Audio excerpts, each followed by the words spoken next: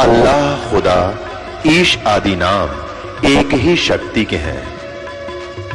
वो कैसा है, कहां है, कैसे मिलता है, किसने देखा है? ये प्रश्नवाचक चिन्ह पूर्ण रूप से हटाने के लिए अवश्य सुनिए जगत गुरु तत्वदर्शी संत रामपाल जी महाराज के अमृत वचन, सर्व पवित्र धर्मों के पवित्र शास्त्रों के आधार पर। रमता राम जपो रे प्राणी, अब तो सुन ले राम कहानी। रमता राम यानी सर्वव्यापक। अपने आत्माओं, पहले तो आपको राम की डेफिनेशन बताते हैं, डेफिनेशन ऑफ गॉड। परमात्मा की कहानी सुनाते हैं। परमात्मा कहते किसे हैं? श्रीमद् भगवत गीता अध्याय नंबर 15 के श्लोक 16 और 17 में 3 पुरुष बताए हैं। पुण्यात्माओं, यहां थोड़ा सा आपको थोड़ा सा सत्र करता हूं कि देखो, आज मानो कितना इंटेलिजेंट हो गया। छोटे छोटे बच्चे इतने बड़े बड़े सब्जेक्ट को कंठस्थ याद कर लेते हैं और सफल हो जाते हैं। इसी प्रकार आप विद्यार्थी हैं इस अध्यात्म मार्ग के, तो इसमें आप जी ने बहुत ध्यान से और परमात्मा के इन सदग्रंथों को ध्यान से सुनना है, और इनको थोड़े से दिन में आपका याद हो जाएंगे ये, जिस कारण से आप विचलित नहीं होगे। इसलिए आपको ये कथाएं सुनाई जाती हैं, रह रह कर उन सदग्रंथों के वो श्लोक और अध्याय बताए जाते हैं, ताकि आप याद रखो और भी कोई पूछे उसको भगत को बता सको। फिर वो जाकर के अपने पास रखी हुई उन पुस्तकों को देखेगा कि इस भक्त ने जो श्लोक और मंत्र बताए हैं ये सही है कि गलत। जब वो अपने सदग्रंथों में देखेगा तो दौड़ा दौड़ा फिर वो सतलोक आश्रम बरवाला में आ जाएगा। इसलिए दास आपको रह रह कर यह रेफरेंस याद दिलाता है। और जब पूरे विश्व में ये यथार्थ ज्ञान फैल जाएगा, फिर केवल आपको भगवान की चर्चा सुनाया करेंगे। अब तो जब तक ये एग्जाम्पल उदाहरण नहीं दिए जाएंगे तो आप समझ ही नहीं सकते कि सचमुच कबीर इज गॉड। हम अभी तक तो उनको परमात्मा मान रहे थे जो परमात्मा नहीं थे। परमात्मा की डेफिनेशन बताता हूं। श्रीमद् भगवत गीता अध्याय नंबर 15 के श्लोक 16 और 17 में 3 पुरुष बताए हैं, एक सरपुरुष, एक अक्षर पुरुष। गीता अध्याय नंबर 15 के श्लोक 16 में 2 पुरुषों का वर्णन है, और इनके विषय में यह भी कहा है कि दोनों पुरुष माने प्रभु, स्वामी। अब स्वामी साहब जिसे कहते हैं, जैसे हम कहते हैं तहसीलदार साहब, भाई डीसी साहब, डीएम साहब, कमिश्नर साहब, मंत्री साहब, मुख्यमंत्री साहब, प्रधानमंत्री साहब, राष्ट्रपति साहब, ये सभी साहब हैं, सभी स्वामी हैं, ये मालिक हैं, लेकिन अपने अपने अक्षेत्र के। तो इनमें कंप्लीट जो साहब है वो कौन है? राष्ट्रपति, और सेकंड नंबर फिर प्रधानमंत्री। इसी प्रकार सरपुरुष ये ब्रह्म है, ज्योत निरंजन, ज्योत स्वरूपी निरंजन ये काल है। ये केवल 21 ब्रह्मांड का स्वामी है, मालिक है, साहब है, राम है। राम कहो, साहब कहो, गॉड कहो, अल्लाह कहो, रब कहो, खुदा कहो, ये उस परमात्मा के ही पर्यायवाची भाषा भिन्न नाम है। तो ये इन दोनों के विषय में कहा 15वें अध्याय के 16वें श्लोक में श्रीमद् भगवत गीता में कि सरपुरुष और अक्षर पुरुष इस पृथ्वी वाले लोक में ये 2 पुरुष हैं, और इनके अंतर्गत जितने प्राणी आते हैं 21 ब्रह्मांड तो हैं ब्रह्म के, और 7 शंख ब्रह्मांड, नील, पद्म, शंख, ये काउंटिंग है गणित रीति से। 7 शंख ब्रह्मांड का स्वामी है अक्षर पुरुष। वैसे अक्षर का अर्थ होता है अविनाशी, लेकिन ये अविनाशी नहीं है, ये चिरस्थायी है और इसलिए इसको भी अविनाशी कहा गया है। ये वास्तव में अविनाशी नहीं है, क्योंकि इससे अगले मंत्र में 17वें मंत्र में गीता जी में वो स्पष्ट हो जाता है। इसमें क्या बताया कि सरपुरुष और अक्षर पुरुष तथा इनके अंतर्गत जितने प्राणी शरीरधारी हैं ये सभी नाशवान हैं, इंक्लूडिंग सरपुरुष और अक्षर पुरुष। फिर बताया है लेकिन जीवात्मा किसी की नहीं मरती। फिर गीता अध्याय नंबर 15 के श्लोक 17 में कहा है कि उत्तम पुरुष है तू अन्य, उत्तम पुरुष है तू अन्य। उत्तम माने श्रेष्ठ, पुरुष माने परमात्मा। वो श्रेष्ठ परमात्मा तो इन ऊपर वालों से कोई भिन्न है। और परमात्मा क्यों उदाहरते, जिसको परमात्मा कहा जाता है, जिसको परमात्मा कहा जाता है उस परमात्मा, वैसे परमात्मा शब्द श्रेष्ठ आत्मा को कहते हैं। तो परमात्मा वो है जो केवल सुख देता है, दुख नहीं देता। बाकी हम अन्य को भी परमात्मा मान बैठे, जैसे सरपुरुष काल को भी हम परमात्मा कहा करते, ब्रह्म को। ये परमात्मा नहीं है।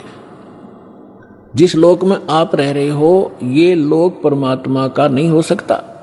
किसी का बेटा मर गया, किसी की बेटी मर गई, किसी की कैंसर होगी, किसी की टांग कट गई, किसी के हाथ कट गए, कोई अन्य रोग से पीड़ित है, हाहाकार मचा हुआ है, एक्सीडेंट में मर जाते हैं, फ्लड आ जाती है, अक्षेत्र का क्षेत्र तबाह हो जाता है। यह परमात्मा का लोक नहीं हो सकता। और अक्षर पुरुष के लोक में भी यही स्थिति है। वहां भी जन्म और मृत्यु, इसी प्रकार के रोग कष्ट दुख सभी मान। केवल एक सतलोक है परम अक्षर ब्रह्म, उस पुरुष वो सतलोक है जहां दुख नाम की वस्तु नहीं, वह जन्म, वहां मृत्यु नहीं, वृद्ध अवस्था नहीं और किसी चीज का अभाव नहीं। वहां कोई काम नहीं करना पड़ता आपको, कोई टेंशन नहीं, क्योंकि भरा भंडार भगवान का। अब जैसे ये सतलोक आश्रम वाला, ये मिनी सतलोक समझ लेना, उसकी रिहर्सल है, उसका एक सैंपल समझो। ये जैसे आप जी यहां आते हो, यहां आपको कोई टेंशन नहीं, खाने की, रुकने की, नहाने और धोने की।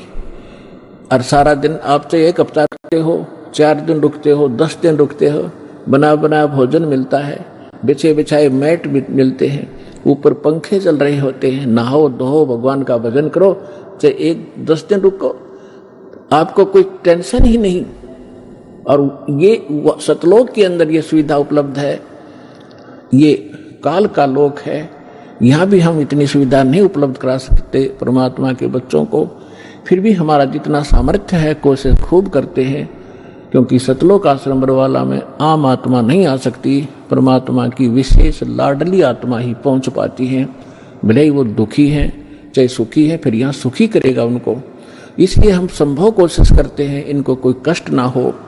हम तो दास हैं उस परम पिता के, और आप उस भगवान के समर्थ के बच्चे, आपके लिए हम फिर भी संभव कोशिश करते हैं जितनी हमारा सामर्थ्य है कि किसी प्रकार का इनको कोई कष्ट ना हो।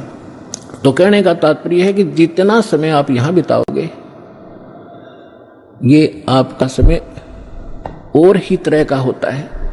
यहां से जाते ही आप देखना, आश्रम से निकलते ही आपको कितनी टेंशन घेर लेती है, वो करना है, वो करना है, वहां जाना, उससे लेना, उससे देना, उसने ऐसे कर दिया। तो हम जब से सतलोक से निकले, हमारे साथ यह बीमारी उसी समय से लगी हुई है। अब हमने वही जाना है जहां कोई अभाव नहीं, वहां फलदार सदाबहार वृक्ष हैं, सदाबहार मेवे हैं। जैसे जंगल में आपने देखा होगा शामक खड़ा रहता है, पहले पुराने समय में तो बहुत ज्यादा फलदार वृक्ष होते थे, कहीं पर कुछ लग रहा है, कहीं पर कुछ फल लगे हुए हैं, खाओ तोड़ो खाओ बैठ कर ठाट से। तो वहां सतलोक के अंदर आपको कोई काम नहीं है और सब चीज उपलब्ध है। तो कहने का भाव यह है कि वो सतलोक है उस परम पिता परमात्मा का, और वो भगवान परमात्मा है। अब यहां बताया है, रमता राम जपोरे प्राणी, अब तो सुन ले राम कहानी। अब हम राम शब्द से कहाँ हम अपने दिमाग की सुई ले जाते थे। श्री रामचंद्र जी सन ऑफ राजा दशरथ, अयोध्या का राजा। हम जब राम शब्द हमारे हृदय में आता था, हमारे धर्म गुरुओं ने हमें ऐसा गलत फीड कर दिया था कि राम नाम आते ही वो धनुष बाण लिए हुए श्री रामचंद्र दिखाई देते थे। देखो, अब राम समझना हमने राम की डेफिनेशन समझनी है। अभी आपको बताया था कि जैसे तहसीलदार भी साहब है, कमिश्नर भी साहब है, ये सभी साहब हैं। मंत्री, मुख्यमंत्री, प्रधानमंत्री, राष्ट्रपति सारे साहब हैं, लेकिन ये अपने अपने सत्र के साहब हैं। और इनमें जो समर्थ साहब है वो राष्ट्रपति, प्रधानमंत्री जी हैं। इसी प्रकार रामचंद्र जी ये श्री विष्णु समझो, सतोगुण विष्णु। और विष्णु जी की कितने राम हैं, कितने मालिक हैं, कितने पुरुष हैं, कितने प्रभु हैं, कितने देव हैं। ये केवल एक सतोगुण प्रधान भगवान राम है ये। और केवल एक ब्रह्मांड के अंदर 3 लोकों के ऊपर इस विभाग के मंत्री हैं। ये सतोगुण विभाग के मिनिस्टर हैं, पृथ्वी लोक पर, स्वर्ग लोक पर और नीचे पाताल लोक पर। केवल 3 लोकों पर अपने इस विभाग के ये स्वामी हैं, राम हैं। ब्रह्मा जी रजोगुण विभाग के मंत्री हैं, मिनिस्टर हैं। और ये भी इन्हीं 3 लोकों के ऊपर स्वामी हैं, राम हैं, मालिक हैं, पुरुष हैं, प्रभु हैं। और शंकर भगवान तमोगुण विभाग के मिनिस्टर हैं। इसी प्रकार इन 3 लोकों पर इनके जो पिता हैं सरपुरुष ब्रह्म, ज्योत स्वरूपी निरंजन, ये इसके 21 ब्रह्मांड हैं। एक ब्रह्मांड समझो एक प्रांत है, और ये प्रत्येक प्रांत में मुख्यमंत्री का, चीफ मिनिस्टर का रोल करता है। अपने 3 पुत्रों को ये प्रधानमंत्री, ये मंत्री बनाकर रखता है। मुख्यमंत्री, मुख्य मीन यहाँ वाला मुख्यमंत्री नहीं, यानी अन्य से जैसे देव और भी हैं, जैसे जल का देवता वरुण है और धन का देवता कुबेर है, ऐसे ये अलग अलग जो और देवता हैं, जैसे सूर्य प्रकाश स्रोत का देवता भगवान प्रभु सूर्य है। सूर्य ये आग का गोला नहीं है, एक देव है जो इन प्रकाश स्रोतों का स्वामी है। जैसे बिजली मंत्री होता है, बिजली मंत्री, विद्युत मंत्री वो कोई पत्थर का नहीं होता, या कोई वो बिजली चमकती हुई नहीं होता, वो एक इंसान होता है, उसके कंट्रोल में बिजली विभाग होता है। इसी प्रकार सूर्य देव ये नहीं है जो सूर्य चमक रहा है, इनके ऊपर कंट्रोलर है सभी सूर्यों पर। इस ब्रह्मांड के अंदर भी कई सूर्य हैं, एक नहीं। और ऐसे ऐसे बहुत से और भी प्रकाश स्रोत हैं चंद्रमा की तरह, तो उन सब का कंट्रोलर वो है। ऐसे तो कहने का भाव ये है कि ये केवल 21 ब्रह्मांड का स्वामी है सरपुरुष। और अक्षर पुरुष 7 संग ब्रह्मांड का राम है, 7 संग ब्रह्मांड का स्वामी है, मालिक है। और परम अक्षर ब्रह्म, पूर्ण परमात्मा, उत्तम पुरुष है तू अन्य, वो कबीर देव जो है परम अक्षर ब्रह्म, वो असंख्य ब्रह्मांड का राम है, मालिक है, स्वामी है। तो अब क्या बताते हैं, रमता राम जपो रे प्राणी, अब तो सुन ले राम कहानी। कच्छ मच्छ कूरम ना होते, धौल धरनी नहीं ध्यानी। चंद सूरज 2 दीपक ना थे पवन और पानी। भाई कच्छ मच्छ ये कूरम ना होते, धौल धरनी नहीं ध्यानी। चंद सूरज 2 दीपक ना थे पवन और पानी। ब्रह्मा विष्णु महेश नहीं होते, नहीं लक्ष्मी नहीं गौरज रानी। सावत्री नहीं सनकादिक तब होते अलख बिनानी। पुणात्मा आप दास जी अभी आपको बताया था कि परमात्मा अच्छी आत्माओं को मिलते हैं, ये उनका विधान है। और वो सतलोक में रहता है, वहां से गति करके आते हैं, अच्छी आत्माओं को मिलते हैं और अपनी महिमा को आप ही अपनी अमृतवाणी से बोल बोल कर ऊंचे स्वर में कविताओं के माध्यम से, दोहों के माध्यम से, शब्दावली के माध्यम से एक कवि की तरह आचरण करते हुए वो अपना ज्ञान प्रचार करते हैं और उनसे प्राप्त ज्ञान को संत भी उसी प्रकार उस परमात्मा की महिमा को सुनाया करते हैं। तो परमात्मा कहते हैं, चारों युग में मेरे संत पुकारे, कोक कहा हम हेल रे, हीरे माणिक मोती बरसे, ये जग चुगता ढेल रे। परमात्मा स्वयं आकर बता के गए थे 600 वर्ष पहले अपनी अमृतवाणी में, कबीर वाणी में, कि चारों युग में हम आते हैं और अपनी प्यारी आत्माओं को ये यथार्थ ज्ञान सुनाते हैं और वो मुझसे प्राप्त ज्ञान को मुझसे परिचित महापुरुष भी मेरे संत इसी ज्ञान का आगे प्रचार करते हैं। ढोल के डंके पे जगह जगह जाकर सत्संग करते हैं। तो क्या बताते हैं, चारों युग में परमात्मा आते हैं। सतयुग में सत सुकृत कह टेरा, त्रेता नाम मुनिंदर मेरा, द्वापर में करुणा में कहाया, कलयुग नाम कबीर धराया। चारों युग में मेरे संत पुकारे, कोक कहा हम हेल रे, हीरे माणिक मोती बरसे, यो जग चुगता ढेल रे। परमात्मा ने कहा और मेरे से परिचित सब संत वो भी यही बता रहे हैं कि हम यथार्थ ज्ञान, यथार्थ वो भक्ति विधि बखेर रहे हैं, सरेआम आवाज लगाकर सुना रहे हैं। आप हमारे इस ज्ञान को ना सुनकर जो हम सत साधना रूपी और सत ज्ञान रूपी हीरे और मोती आपके ऊपर बरसा रहे हैं, आपके सामने डाल रहे हैं, आप ठुकरा कर चल देते हो और आप आन उपासना करते हो अन्य देवताओं की, जो शास्त्र विधि को त्याग कर मनमाना आचरण है, जिसके विषय में श्रीमद् भगवत गीता अध्याय नंबर 16 के श्लोक 23 और 24 में कहा गया है कि शास्त्र विधि को त्याग कर जो मनमाना आचरण करते हैं अर्जुन, उनको न तो कोई सुख होता है, न उनकी सिद्धि होती है और न ही उसको कोई गति होती है। व्यर्थ, यूजलेस। इससे तेरे लिए अर्जुन कर्तव्य और अकर्तव्य की व्यवस्था में कौन सी साधना करनी चाहिए, कौन सी भक्ति करनी चाहिए और ना करनी चाहिए, उसमें सदग्रंथ ही प्रमाण मानना, किसी के लोक वेद पर, दंत कथा पर विश्वास मत करना।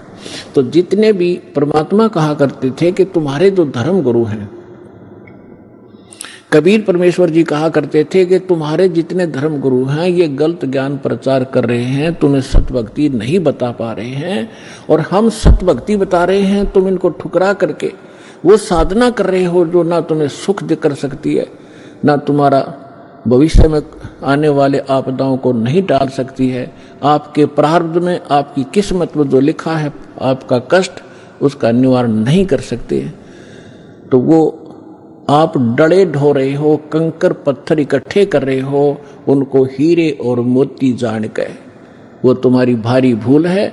इन कंकर और पत्थरों को जब आप आगे जाकर ले जाओगे सिर पर रख कर और जहां इनकी कीमत लगेगी, तब आपको पता चलेगा कि तुम पत्थर उठा लाए, कंकर उठा लाए, लाल हाथ लगा नहीं।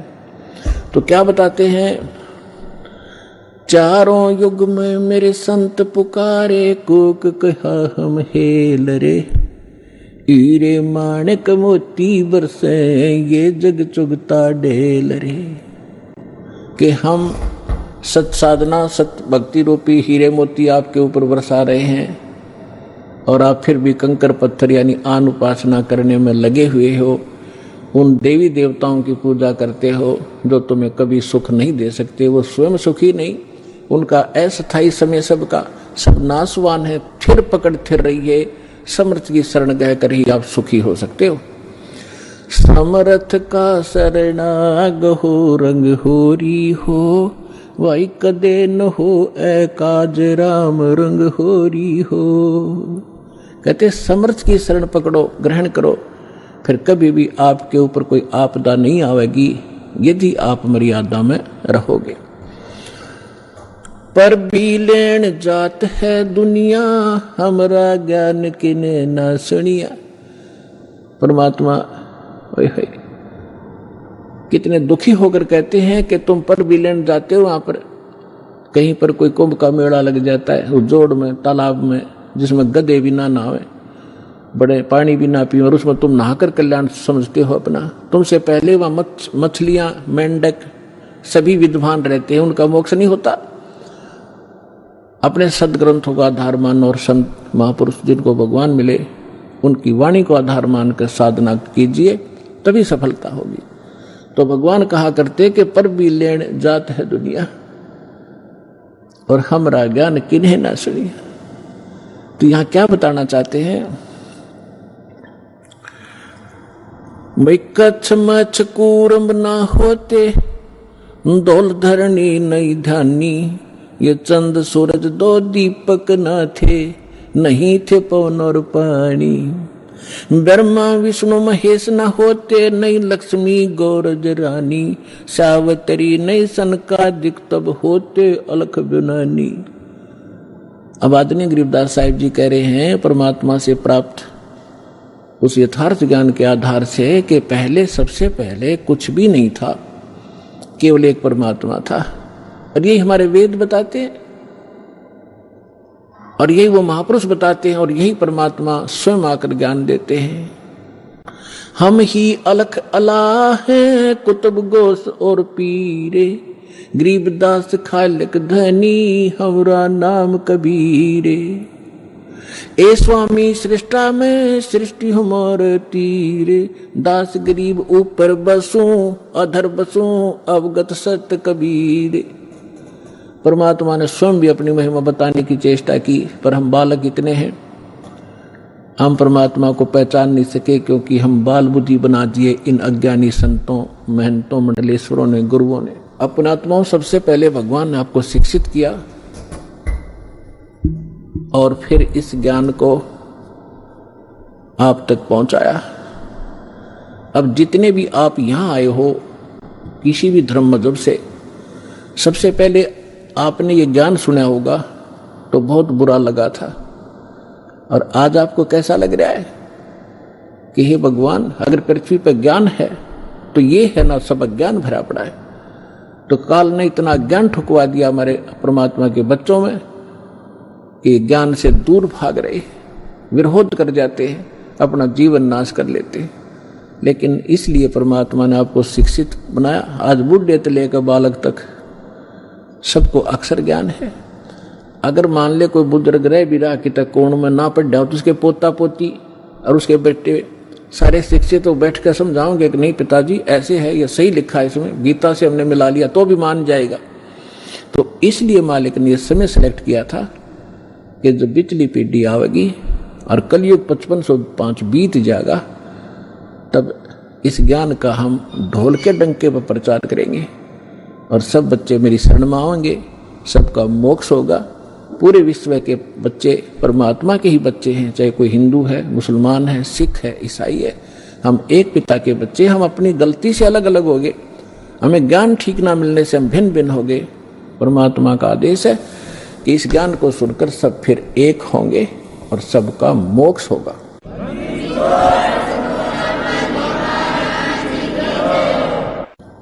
अपनात्मा परमात्मा की महिमा वेदों में लिखी है, और वैसे तो पूरा विश्व वेदों के ज्ञान को नकारा नहीं करते।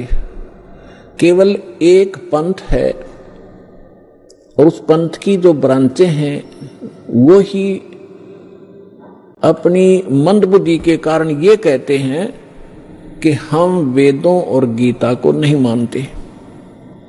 हमारे गुरुओं का ज्ञान तो वेदों और गीता से ऊपर का है।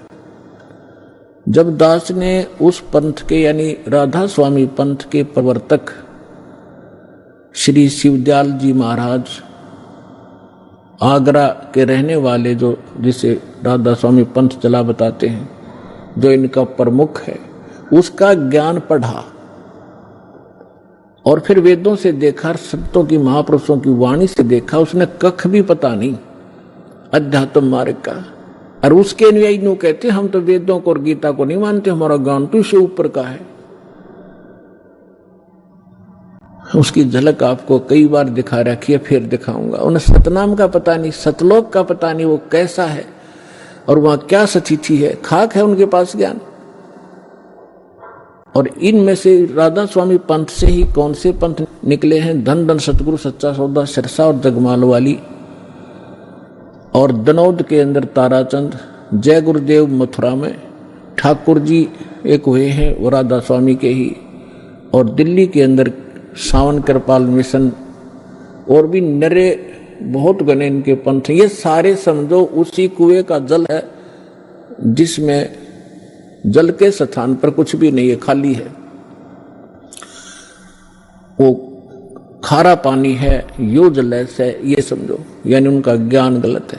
विश्व में कोई भी किसी भी मजहब का आदमी वेदों और गीता को नकारता नहीं, सब मानते। विशेषकर हिंदू धर्म तो मानता ही मानता है। तो दास आप ये समझाना चाहेगा कि जब वेदों में जो ज्ञान लिखा है, परमात्मा कैसा है, कहाँ रहता है, कौन है, कैसे मिलता है, तो फिर कम से कम हिंदू समाज ने पढ़े लिखे हो, एजुकेटेड हो, कोई बालक नहीं बतेरे दिन बह कालिया न हमारे को, तो आपने तो मानना ही पड़ेगा कि जो वेदों में परमात्मा की डेफिनेशन लिखी है, परमात्मा की महिमा लिखी है, उसकी परिभाषा लिखी है, वो सत्य है। तो वो किसके ऊपर खरी उतरती है? बस 2 मिनट में फैसला हो जाएगा। Who is God? कौन है वो परमात्मा जिसके विषय में वेद गुण गाते हैं? ऋग्वेद मंडल नंबर 9 सूक्त 86 86 का मंत्र 26 और 27 में, ऋग्वेद मंडल नंबर 9 सूक्त 82 82 का 1 2 3 में, ऋग्वेद मंडल नंबर 9 सूक्त 54 मंत्र 3 में, ऋग्वेद मंडल नंबर 9 सूक्त 20 मंत्र 1 में, ऋग्वेद मंडल नंबर 9 सूक्त 1 मंत्र 8 और 9 में, ऋग्वेद मंडल नंबर 9 सूक्त 96 96 के 16 से 20 में, ऋग्वेद मंडल नंबर 9 सूक्त 94 के मंत्र 1 में, ऋग्वेद मंडल नंबर 9 सूक्त 95 के मंत्र नंबर 2 में, और भी अनेकों स्थानों पर।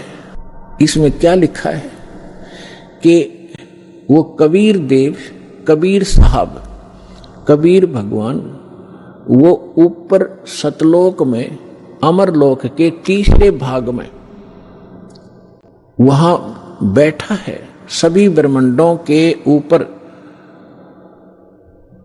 भवनो सर्व भवनो ओपरी तिष्ठति, सभी ब्रह्मांडों के सभी भवनों के ऊपर विराजमान है, और वो सिंहासन पर बैठा है जैसे राजा होते, राजा बैठते, राजा के समान है देखने में, मनुष्य सदृश है। और वहां से गति करके आता है। अच्छी आत्मा जो नेक दृढ़ भक्त होते हैं उनको मिलता है, उनको तत्व ज्ञान से परिचित कराता है।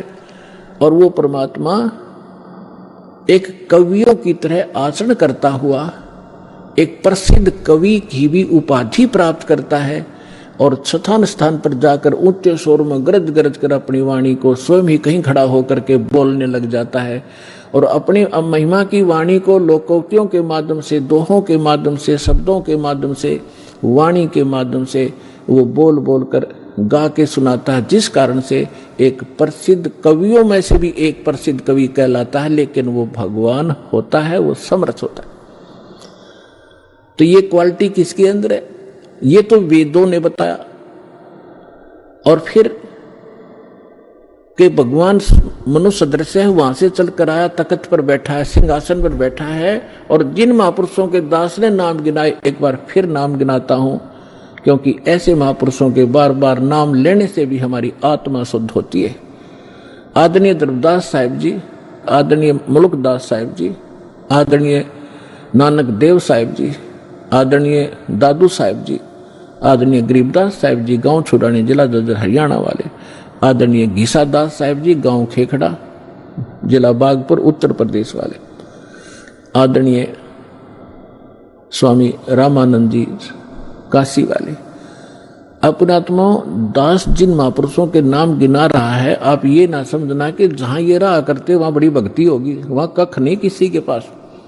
कई भक्त इस भूल में धक्के खान चले गए, वहां कोई छुड़ानी चला गया और उनका जब देखा हाल फिर आया वापस। तो पुण्यात्मा, क्योंकि हम पहले या भटक चुके हो, अब बार बार ना भटकना, इसलिए दास आपको आगाह करता है। ये संत महापुरुष खड़े हुए, लेकिन वो भी उस महापुरुषों के इस ज्ञान से परिचित नहीं है। इन महापुरुषों ने फिर यही बताया। क्या बताया? जैसे नानक साहब ने कहा, धर्मदास जी ने तो कलमे तोड़ रखी है, पूरा कबीर सागर लिख रखा है भगवान कबीर साहब के बारे में कि ये पूर्ण परमात्मा है। मैंने सचखंड में जाकर देखा, वहां सिंहासन पर विराजमान थे, बड़ा तेजोमय शरीर था इन्हीं का। फिर वही मुझे फिर यहाँ मथुरा में मिले दोबारा आकर के, लेकिन यहाँ उनका तेज इतना नहीं था जितना सतलोक में था। तो ये भी गरीबदास साहिब जी कहते हैं कि तेज पुंज अन्य दे धरकर इस विध हमको भेंट ही, हल्का तेज पुंज का शरीर बनाकर वो यही वेद बताते हैं कि वो अपने शरीर को सरल करके वो परमात्मा यहाँ प्रकट होता है, आता है, अच्छी आत्माओं को मिलता है। तो इन्होंने क्या बताया है?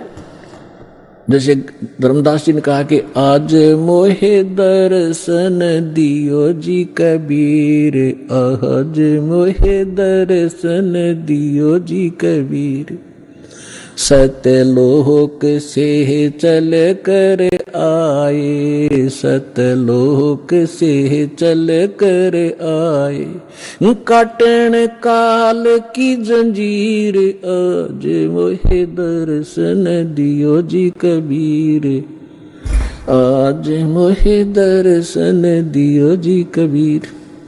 मलुकदास जी ने कहा है, जपो रे मन परमेश्वर नाम कबीर, जपो रे मन साहेब नाम कबीर। एक समय गुरु बंसी बजाई कालंदरी के तीर, एक समय गुरु बंसी बजाई कालंदरी के तीर, सुर नर मुनि जन सब थकत बहे हुआ, रुक गया दरिया नीर, जपो रे मन साहेब नाम कबीर। दोनों दिन का झगड़ा ठन गया, दोनों दिन का झगड़ा ठन गया, टोहा ना पाया शरीर, जपो रे मन साहेब नाम कबीर। दास मलूक सलूक कहत है, खोजो खसम कबीर, मन जपो रे मन परमेश्वर नाम कबीर। नानक साहब जी कहते हैं, फाई सूरत मलुक की वेश, ठगवाड़ा ठक्की देश, खरासियाना भोता वारिय धानक रूप रहा करता। श्री गुरु ग्रंथ साहिब जी के प्रश्न नंबर 24 पन्ने पर ये वाणी अंकित है कि एक सवान दुई सवानी नाल भलके भौकाई, सदा ब्याल कोड़ छुरा मूठा झूठा मर्दार, और ये धानक रूप रहा करता है। फाई सूरत मलुक की वेश। फिर नानक साहब जी कहते हैं, तेरा एक नाम तारू संसार, मैं एहो आस एहे आधार, ये धानक रूप रहा करता है। फाई सूरत मलुक की वेश, ए ठगवाड़ा ठगी देश, खरासियाना भोता वार, ये धानक रूप रहा करता। और प्रश्न नंबर 731 पे कहा है कि नीच जात परदेसी मेरा छिन आवे चल जावे, और जाकी संगत नानक रंदा कैसे मोड़ा पावे। गुरु ग्रंथ साहिब जी के प्रश्न नंबर 721 पर लिखा है, एक अर्ज गुप्तम पेश तो दर कून करतार, हक्का कबीर करीम तू बे अपरवरदिगार, नानक बुगोत जन तेरे चाकरा फाका। तो फिर आदमी दादू साहिब जी ने कहा है, जिन मुझको निज नाम दिया, सोए सतगुरु हमारे, दादू दूसरा कोई नहीं, ये कबीर सिरजनहारे। आदमी गरीबदास साहिब जी को परमात्मा मिले जब वो 10 वर्ष की आयु के थे। आदरणीय गरीबदास साहिब जी का जन्म विक्रमी संवत 1774 में हुआ। और सन 1717 में। और 10 वर्ष की आयु जब हो चुकी थी, संवत 1784 और सन 1727 में, वो परमेश्वर जिसकी महिमा का गुणगान वेद बताते हैं, वो कैसी लीला करता है, गरीबदास साहिब जी की थोड़ी सी जानकारी देंगे आपको। क्योंकि हमारे अध्यात्म मार्ग में इन महापुरुषों का एक विशेष योगदान है, सभी का। लेकिन इनमें से गरीबदास साहिब जी को परमात्मा ने अपनी योजना अनुसार पुनः वो सत्य ज्ञान दिया है, जो अन्य संतों को तो दिया था, लेकिन उनकी वाणी सभी संग्रह नहीं हो सकी, या गरीब धर्मदास साहिब जी को दिया था कंप्लीट, उसने लिखा ही था साथ बैठ के। जैसे आदरणीय नानक साहिब जी की सारी वाणी गुरु ग्रंथ साहिब तक नहीं पहुंची, नहीं लिखी गई, उसमें बहुत सी वाणी कहीं कहीं रह गई। एक प्राण संगली नाम की पुस्तक है, उसके बारे में भी कहा कि वो पूरी की पूरी नानक साहिब जी की वाणी थी, उसमें 160 अध्याय थे, 80 ही लिए गए, बाकी कुछ रह गए किन्हीं कारणों से, वो लंबा विषय है, फिर बताएंगे। तो इस कारण से इस विशेष अध्यात्म ज्ञान को समझने के लिए विशेष योगदान है आदरणीय गरीबदास साहिब जी, गांव छुड़ानी, जिला जद्दरवाले का। क्योंकि परमात्मा को मालूम था, जैसे काल ने कहा था कि आप कबीर नाम से अपना ज्ञान प्रारंभ करोगे और मैं आपके ही मार्ग में, आपके ही पंथ में अपने 12 दूत भेज दूंगा, आपके ज्ञान को खराब करेंगे और कबीर पंथी को आया करेंगे, नाम सारे गलत देंगे, तेरे ही अनुयायियों का मैं भट्ठा बैठाऊंगा। तब परमात्मा ने कहा था ठीक है, तू अपना काम करिए, मैं अपना करूंगा। फिर परमात्मा ने कबीर सागर के अंदर कबीर बानी एक चैप्टर है, उसके पृष्ठ नंबर 134, 35, 36 और 37 पे ये स्पष्ट किया है कि गरीबदास जी का 12वां पंथ होगा। संवत, उसमें गलती से संवत 1775 लिखा है, वहां 74 होना चाहिए, मिसप्रिंट है, कि उसमें जो आएगा भक्त संत, जो उसका मुखिया होगा, उसके माध्यम से मैं अपनी महिमा की वाणी को पुनः प्रकट कराऊंगा। लेकिन उस गरीबदास पंथ वाले भी उससे परिचित नहीं होंगे, असंग जन्म तक वो मेरे इस ज्ञान को समझ नहीं सकेंगे। जैसे काल ने कहा था 12 पंथ करूं मैं साजा और नाम तुम्हारा ले करूं आवाजा, 12 पंथ चालू करूंगा तेरे नाम तक, परमेश्वर से कहा था। और 12 पंथ नाम जो ले ही सो मेरे मुख में आन समोई, और अनेक पंथ चलाऊं, उनसे न्यारे ये राधा स्वामी, धन धन सतगुरु, जय गुरुदेव और ये ठाकुर जी, विनोद वाला, ताराचंद, ये और अनेक पंथों में से हैं। और अनेक पंथ चलाऊं या विद जीवों को भरमाऊं, जोग जीत जाओ संसारा, जीव न माने कहा तुम्हारा। तो इसलिए परमात्मा ने कहा था कि चौथा युग जब कलयुग आई, तब हम अपना अंश पठाई और काल फंद छूटे नरलोई, सकल सृष्टि परवाने खोई। ये तो उन्होंने बता दिया कि 12वें पंथ में मेरी महिमा की वाणी प्रकट होगी, उसके बाद फिर उस 12वें पंथ में हम ही चलावें और सब पंथ मिटा के एक पंथ चलावें। तो परमात्मा ने दास भेज दिया पुण्यात्माओं, गरीबदास पंथ में ही दास का से ही निकास हुआ है। फिर क्या बताया है कि कलयुग बीते 5500 पाचा, तब ये मेरा वचन होगा साचा। कलयुग बीत जावे जब एता, और सब जीव परम पुरुष पद चेता। 5505 जब वर्ष बीत जाएंगे, उस समय ये मेरी बात सत्य होगी कि मैं 12वें पंथ में स्वयं आऊंगा, सब पंथों को मिटाकर एक पंथ चलाऊंगा। अपने आत्मा थोड़े से दिन की बात है, बुद्धिमान समाज है, अभी तक उनके पास ये ज्ञान पहुंचा नहीं है और पहुंचने लग रहा है। परमात्मा तो दयालु है, घर घर टीवी लगा दिए, मोबाइल बना दिए, इनमें चिप डलवा लो, सीडी बैठ कर देख लो, पुस्तक पढ़ लो, टीवी देख, कहीं ना कहीं कोई ना कोई तो मार्ग से अपने बच्चों तक ये पहुंचा कर छोड़ेंगे। और जब उनको ये समझ में आएंगे,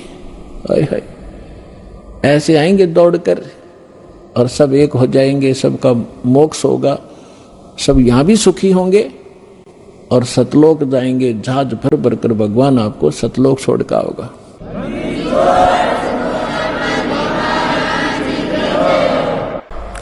यहां जो प्रसंग चल रहा है कि गरीबदास जी जो हैं, इनका विशेष योगदान, इसलिए इनकी थोड़ी सी हिस्ट्री सुनाऊंगा ताकि आपको परमात्मा पहचानने में आसानी होगी। सभी वेद बतावें और सभी परमात्मा प्राप्त संत गुण गावें, तो फिर भगवान के पहचानने में आपको धोखा नहीं होगा, देर नहीं लगेगी और दृढ़ हो जाओगे। फिर चाहे कोई ब्रह्मा विष्णु महेश आकर भी आपको भ्रमित करने की चेष्टा करेगा, आप उनकी बात को मान नहीं सकते। दास आपको इतना दृढ़ करना चाहता है। गरीबदास जी की थोड़ी हिस्ट्री सुनाऊंगा, यहाँ उनकी जीवन लीला थोड़ी सी सुनाऊंगा, वह पर्याप्त होगी आपके लिए। गरीबदास जी गांव करौथा, जहां अपना आश्रम है, सबसे पहले हमने 1999 में वहीं से स्टार्ट किया था। 2006 में करौथा कांड इन दुष्ट रोगों ने कर दिया था, वो उधर कोई बात नहीं, हम परमात्मा ने हमारा यहाँ सफलता कर दी। हमें तो अपना प्रचार करना है, चाहे कहीं जंगल में बैठ कर गुणगावा भगवान के, बच्चों तक ज्ञान पहुंच जाना चाहिए। तो करौथा गांव के वो मूल निवासी थे उनके पिताजी, और वो ब्याहे थे गांव छुडानी, जिला झज्जर हरियाणा में, और गांव करौथा है जिला रोहतक में।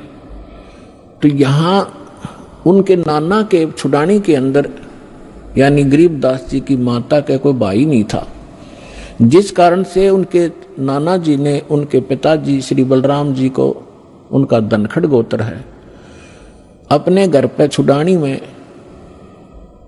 घर जमाई बोलते हैं कि अपने जमाई को वहां रख लेना, उसको घर जमाई कहते हैं। तो सारी संपत्ति उनको दे दी, अपनी बेटी को यानी उसके दामाद को। उनके लगभग 2500 बीघा, जैसे राजस्थान में बीघा होता है, तो 2500 बीघा, पहले बीघा ही था यहाँ पर भी, ये बाद में ये बनी है यहाँ पर एकड़, तो 2500 बीघा जमीन था। इतना बड़ा किसान थे। आज के 1400 के करीब, पौने 1400 के करीब एकड़ जमीन बनती है उन 2500 बीघा की। तो सारी संपत्ति के वारिस फिर गरीबदास जी ही थे। 10 वर्ष के बालक थे, उनके पिताजी यानी नाना जी तभी तक वहाँ साथी थे। तो उनके वहाँ लगभग 150 गौवें थी, चरागा, क्योंकि अपने खेत बहुत बड़े थे, गौवें रखते थे। गरीबदास जी उन गौवों के पाली जाया करते थे चराने के लिए जंगल में।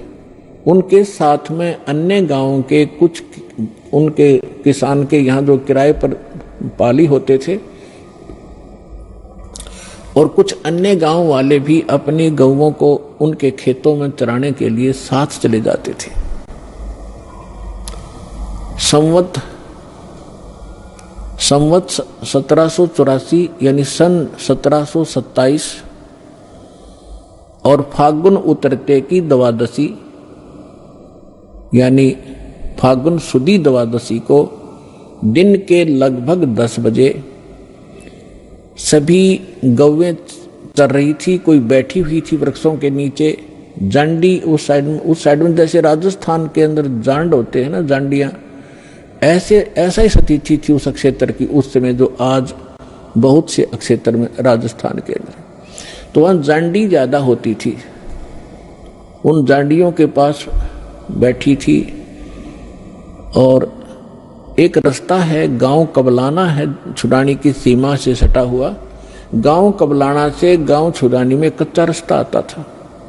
उस कच्चे रास्ते के ऊपर एक बड़ा पेड़ था जांडी का, उसके नीचे सभी पाली बैठे हुए थे, इंक्लूडिंग गरीबदास जी, और वो भोजन खा रहे थे, अपना 10 बजे से भोजन खा रहे थे।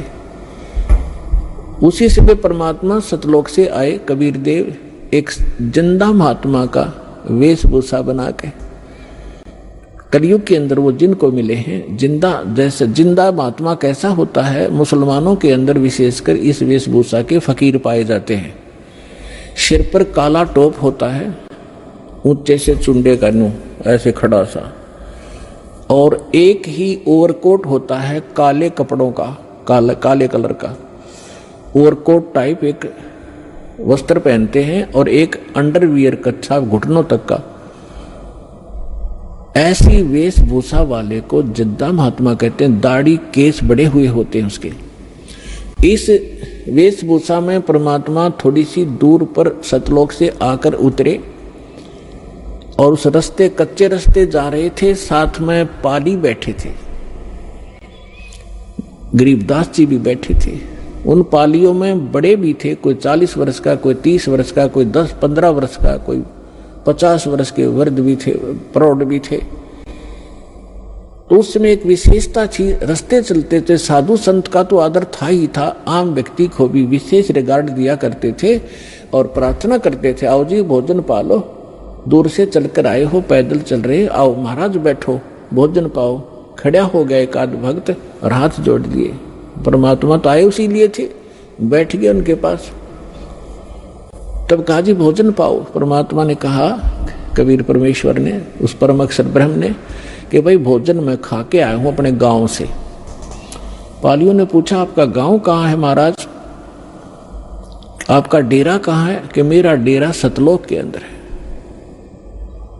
सतलोक नाम है मेरे डेरे का। अब उन्होंने सोचा भी होगा कोई गांव सतलोक नाम होगा उसका। तो महाराज जी भोजन खाओ। परमात्मा बोले भोजन नहीं खाऊं मैं, छका हुआ भी खा के आया। तो दूध तो पीना ही पड़ेगा आपने, हमारे पास ऐसी गव्वे हैं, अभी 5 मिनट में दूध निकाल देंगे, ऐसी शरीफ गायें भी हैं। तो परमात्मा बोले भाई अगर दूध पिलाते हो तो कंवारी गाय का दूध पिया करूं मैं। तो सभी कहने लगे बाबा जी तेरा दूध पीने की नीत नहीं है, आप तो मजाक करते हो, उपहास कर रहे हो हमारा, आप दूध पीना ही नहीं चाहते। परमात्मा कहते पीना चाहता हूं, निकालो, कंवारी गाय का दूध पीता हूं भाई मैं। तब गरीबदास जी खड़े हुए, उनकी एक प्रिय बछिया थी जिसको अभी बैल ने टच नहीं किया था, दूध पीना मां का छोड़ रखा था, लगभग 1-1.5 वर्ष की बछिया हो चुकी थी, 1 वर्ष की, 1.5 वर्ष की। उसकी गले के रस्सी बांध रखी थी, उसको ला पकड़ के कहा देखो महाराज जी इसके बच्चा तो है ही नहीं, दूध कैसे देगी? परमात्मा बोले कोई एक पात्र लाओ जिसमें दूध निकालेंगे, ये दूध देगी भाई। आइए अब हम उन श्रद्धालुओं के अनुभव जानते हैं जो जगत गुरु तत्वदर्शी संत रामपाल जी महाराज जी से दीक्षा प्राप्त कर चुके हैं तथा उनके द्वारा बताए गए भक्ति मार्ग पर चल रहे हैं। सर नमस्कार। सत साहिब जी। सर क्या नाम है आपका? परमानंद पंथी। कहाँ से आए सर? जिला मंडी, हिमाचल प्रदेश। सर संत रामपाल जी महाराज से कब जुड़े? 12 जनवरी 2012 को। सर क्या काम करते हैं आप? मैं भारतीय जीवन बीमा का अभी करता हूँ। सर संत रामपाल जी महाराज से नाम दीक्षा लेने से पहले आप क्या भक्ति साधना करते थे? मैं 26 साल से नकली कबीरपंथी था। सर हिंदुस्तान में कबीरपंथ के नाम से बहुत सारे संत अपने अपने तरीके से धर्म साधनाएं बता रहे हैं। सर आप किस संत से जुड़े हुए थे? मैं परमात्मा जो बताते हैं कि द्वादश पंथ काल फरमाना, भूला जीव पाए ना ठिकाना, उसमें जो दूसरा पंथ आता है जागू पंथ, मैं उसी पंथ से रिलेटेड था। सर आप जागू पंथ से जुड़े हुए थे, आपको क्या भक्ति साधनाएं बताई जाती थी और आपने वो साधनाएं कितने साल तक की? मैंने वो 26 साल तक वो भक्ति की, और जब मैं छोटा सा था तो छोटे से ही मैंने उनसे नाम दीक्षा ले रखी थी, और वो एक बीजक का श्लोक जाप करने के लिए देते थे। और जब भी वो आते थे घर में, जब अभी आते थे पुराने वाले गुरु, तो रात को 2-4 भजन कर लिए, ढोलकी बजा ली, चिमटा बजा लिया, बस इसी को हम भक्ति मान के चलते थे। सर संत रामपाल जी महाराज भी एक कबीरपंथी संत है, एक कबीरपंथी संत को छोड़कर आपको दूसरे कबीरपंथी संत के पास क्यों आना पड़ा? मैं जब भी गुरुजी रामपाल जी महाराज की शरण में गया तो मैं आध्यात्मिक लाभ के उद्देश्य से नहीं गया। मैं कंटिन्यू हर साल हर साल मेरे को टाइफाइड हो जाता था। मार्च से लेकर जून जुलाई तक मेरे को टाइफाइड होता रहता था, जिससे मैं बहुत बीमार रहता था। मेरा शारीरिक जो स्थिति थी वो बहुत कमजोर थी। तो इसी करके हमारे गांव से 2 भगत परमात्मा की शरण में गए थे। वो बार बार मुझे यही स्ट्रेस करते रहते थे कि आप बरवाला चलिए, आपकी जो बीमारी है वो कट जाएगी, आपके जो दुख है वो दूर हो जाएंगे। तो यही बात मेरे घर कर गई और मैं परमात्मा रामपाल की शरण में जाने के लिए 7 जनवरी 2012 को मालिक की शरण में गया। सर, आपने पहले ही गुरु बना रखा था, कबीरपंथ से आप जुड़े हुए थे। आपकी जो बीमारी टाइफाइड आपको रहता था, बहुत सारी समस्याएं आपको थी, जो आपने पहले नाम ले रखा था जागूपंथ से, वहां से वो समस्याएं ठीक क्यों नहीं हुई? क्योंकि जब मैं परमात्मा रामपाल जी महाराज की शरण में गया तभी मुझे पता चला कि मेरे जो गुरु हैं वो नकली हैं, उनका जो नाम है वो नकली है। वो सब पता मुझे गुरु जी की शरण के जाने के बाद ही प्राप्त हुआ। सर, समाज में एक धारणा है कि गुरु नहीं बदलना चाहिए, गुरु बदलना पाप है। सर, आपने पहले जागूपंथ से नाम ले रखा था, अब आपने संत रामपाल जी महाराज को गुरु बना लिया है, तो सर क्या आपको नहीं लगता कि आपने गुरु बदल के पाप किया है? बिल्कुल नहीं, बिल्कुल नहीं। परमात्मा कहते हैं गुरु करो 10 पांचा, जब तक मंत्र ना मिले सांचा। सर, संत रामपाल जी महाराज से नाम दीक्षा लेने के बाद आपको क्या क्या लाभ मिले? एक तो मुझे आध्यात्मिक लाभ मिला, भक्ति का पता चला कि भक्ति किसे कहते हैं और मुक्ति कैसे मिलेगी। ये सब ज्ञान मुझे परमात्मा की शरण में जाने के बाद मिला। और जो शारीरिक कष्ट मेरे रहते थे, जो मेरे शरीर में जो बीमारियां थी, वो सब परमात्मा की शरण में जाने के बाद पूरी की पूरी खत्म हुई। सर, आपको क्या क्या शारीरिक बीमारियां थी? 2 साल पहले मेरे को कम से कम 30 या 35 बीमारियां लग गई थी। ये परमात्मा मेरे से परीक्षा ले रहे थे कि मेरा बच्चा मेरे ऊपर कितना दृढ़ है। वो मेरी परीक्षा ले रहे थे शायद। तो कभी मेरे को गले में थायराइड था, और कभी मेरी शुगर थी, कभी मेरे को बवासीर थी, कभी मेरे यूरिन में इन्फेक्शन था, और कभी मेरे पेट में इन्फेक्शन था, और कभी मेरे गर्दन में पेन थी, बैकबोन में मेरे प्रॉब्लम थी। कोई भी ऐसी बीमारी नहीं थी जो मेरे को नहीं थी। जब भी मैं डॉक्टर के पास कोई भी टेस्ट करवाने जाता था, हर टेस्ट मेरा पॉजिटिव निकलता था और कोई भी टेस्ट नेगेटिव नहीं निकलता था। लेकिन मैंने मन ही मन परमात्मा से प्रार्थना की, हे परमात्मा, तुम जिंदे हुए मरे हुए को जिंदा कर सकते हो, तो मैं तो अभी जिंदा हूँ, और आप मुझे ऐसे कैसे छोड़ सकते हो? मरने का मुझे कोई गम नहीं परमात्मा, मुझे एक ही गम है कि मैं बिना सार नाम लिए, आप बिना सार नाम लिए इस शरीर को ना त्यागूं। और परमात्मा ने बहुत बड़ी कृपा की। आज मेरा थायराइड, आज मेरा शुगर, आज मेरा बीपी सब कंट्रोल है बिना दवाई के, और एक भी कोई ऐसी मेरी डिजीज नहीं है जो मेरे आज शरीर में है। मेरा 2 साल पहले कम से कम 10 kg मेरा वजन लूज हो गया था, और मैं परमात्मा को कहता था कि परमात्मा, तुम तो मरे हुए को जिंदा करते हो, और आपकी भक्ति से तो परमात्मा मरे हुए तो जिंदा होते हैं, मैं तो अभी जिंदा हूँ, मुझे भक्ति के लिए जिंदा कर दो। तो आज परमात्मा ने मुझे भक्ति के लिए जिंदा किया, और मैं परमात्मा रामपाल जी के मैं क्या क्या गुण गाऊं। अगर मेरे ये गुण गाने लग जाऊं तो ये जिंदगी खत्म हो जाएगी, अगर लिखने लग जाऊं तो कलम की स्याही खत्म हो जाएगी, लेकिन मैं उनके गुण नहीं लिख सकता, नहीं भूल सकता।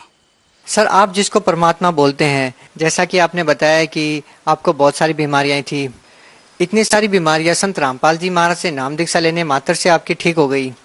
फिर एक ऐसा संत जेल में है, खुद वो परेशानियों में है, लेकिन अपने भक्तों के कष्ट को दूर कर रहे हैं, और खुद वो जेल में है। सर, क्या कहना चाहेंगे? ये तो भ्रम है दुनिया जी का कि हमारे परमात्मा रामपाल जी महाराज जेल में हैं।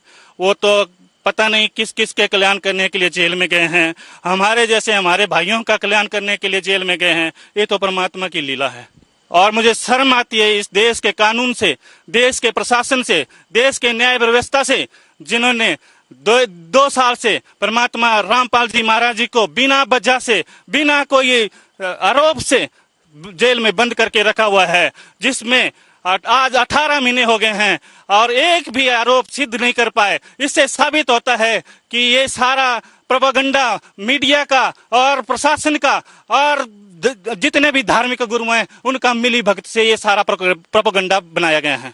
सर, आप संत रामपाल जी महाराज को निर्दोष बता रहे हैं। सर, सरकार से आपकी क्या मांगे हैं?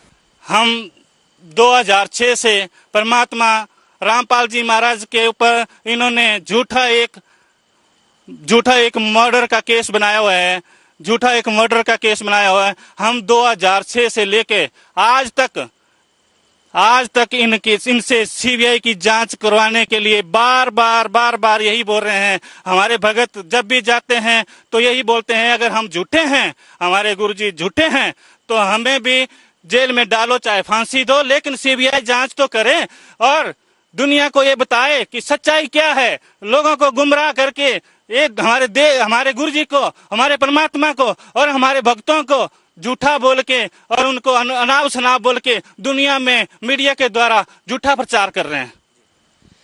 सर, जैसा कि आपने बताया कि पहले आप कबीर पंथ से जुड़े हुए थे और जागू परंपरा से आपने नाम दीक्षा ले रखी थी। संत रामपाल जी महाराज मात्र एक ऐसे संत है जो कबीर जी को भगवान बताते हैं, लेकिन हमने ऐसा कभी नहीं सुना। कबीर जी को एक सदगुरु, कवि या कबीरदास, एक जुलाय के नाम से ये समाज जानता है। आपके कबीरपंथी संत जितने भी हैं वो भी कबीर जी को भगवान ही बताते हैं, लेकिन संत रामपाल जी महाराज वेदों को, गीता, गुरु नानक जी की वाणियों को आधार बनाकर कबीर जी को भगवान सिद्ध करते हैं। क्या ये बात सही है सर? संत रामपाल जी महाराज कहाँ तक सही है?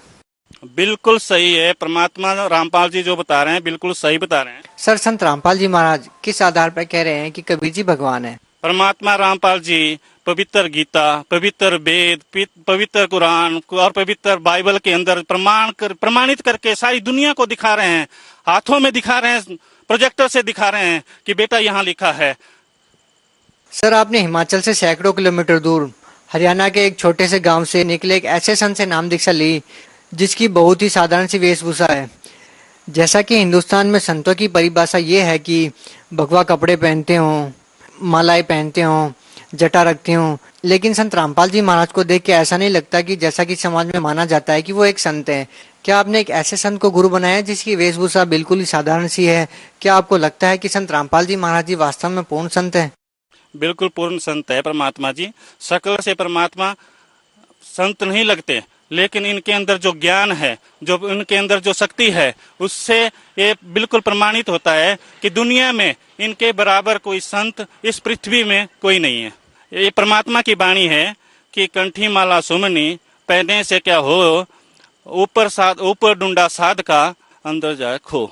कि जो ऊपर से बड़ी बड़ी लटाएं बांध के रखा हुआ है, बड़ी बड़ी लटाएं हैं और बड़े गले में रुद्राक्ष की माला है, भगवा वस्त्र, ऐसे पहनने से संत नहीं होते। संत तो सच्चा ज्ञान बताएंगे, वही संत है। सर, हमें ये बात समझ में नहीं आ रही कि संत रामपाल जी महाराज तो जेल में है, लेकिन सर लोग उनसे जुड़ कैसे रहे हैं? परमात्मा रामपाल जी महाराज ने पूरे संसार के अंदर, पूरे हमारे देश के अंदर डिस्ट्रिक्ट लेवल पे स्टेट कोऑर्डिनेटर के द्वारा जगह जगह पे नामदान स्थान खोल रखे हैं। उसके द्वारा भगत वहां से नाम दीक्षा लेके और वहां से अपना कल्याण करवा रहे हैं।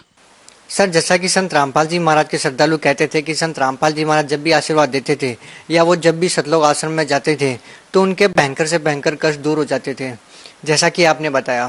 क्या नामदान सेंटर पे जाने के बाद भी उनके श्रद्धालुओं को लाभ मिलता है?